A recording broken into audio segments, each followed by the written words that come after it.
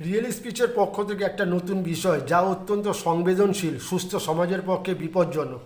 আমরা নিজেদের যতই শিক্ষিত বুদ্ধিমান বলে মনে করি না কেন, আমরা আসলে অশিক্ষিত, মূর্খ। ছেলে ধরা গুজবে একজন অচেনা ব্যক্তিকে ট্রেন থেকে নামিয়ে মারধর, ট্রেন অবরোধ, বিক্ষোভ, পুলিশ ধারাবাহিকভাবে প্রচার করেও বন্ধ করতে পারছে না।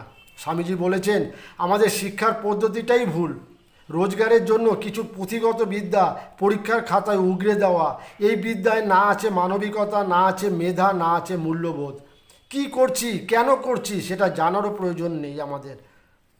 লোকে করছে তাই আমিও করছি। 13ই জুন বারাসাতের কাজীপাড়ায় একটি বালক খুন হয়। স্থানীয় বাসিন্দারা পাচার চক্রে যোগ থাকায় গুজব আছে বলে এলাকা উত্তাল করে তোলে।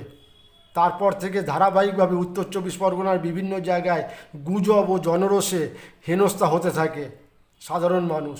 এর থেকে নিস্তার নেই মানসিক ভারসাম্যহীন মহিলা, গৃহবধূ। ভাবুন একবার, এসব যারা করছে তাদেরই পরিবারের কোনো একজন এই হেনস্থার শিকার হলে কেমন হবে।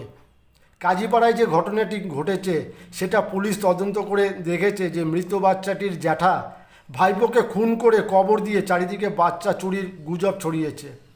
উত্তর 24 পরগনার দক্ষিণ 24 পরগনায় দীর্ঘদিন ধরে চলে আসছে নারী পাচার, এবং এর সাথে ঘনিষ্ঠভাবে যুক্ত আছে তাদেরই নিকট আত্মীয়, বন্ধু, প্রতিবেশী। পারলে এদের চিহ্নিত করুন। বাসে ট্রেনে উঠলে দেখা যায় কিছু মহিলা খুব ছোট শিশু কোলে নিয়ে গান করে ভিক্ষে করছে। শিশুটি নিস্তব্ধ, নিস্তেজ হয়ে আছে। গাড়ির শব্দ আওয়াজে কোনো সাড়া নেই তার। কারোর কি মনে কোনো প্রশ্ন জাগে, এরা কারা, শিশুটি বা কে? অনেকে দয়াবশত 10-20 টাকা সাহায্য করে মনে মনে ভাবে কিছু পুণ্য করলাম। আসলে আপনি এই প্রফেশনকে আরও উৎসাহিত করলেন।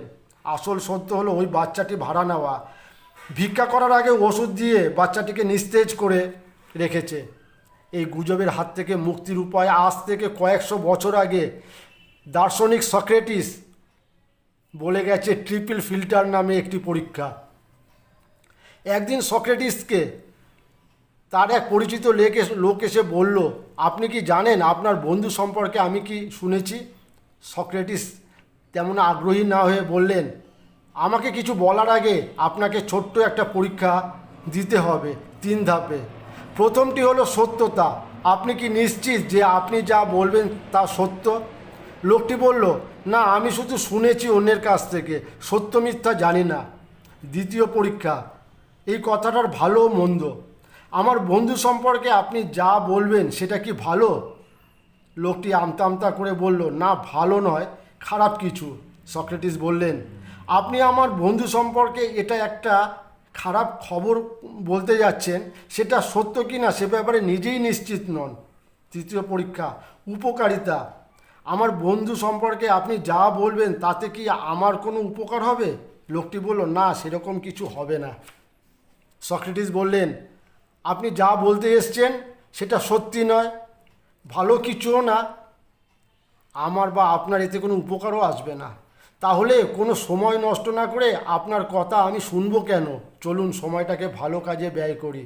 হ্যাঁ, আমরা কেউই এইভাবে ভাবি না, কিন্তু আমরা প্রত্যেকেই নিজেকে শিক্ষিত বলে মনে করি আর ভাবি আমার নিজের পরিবারের লোকজন তো ভালো আছে।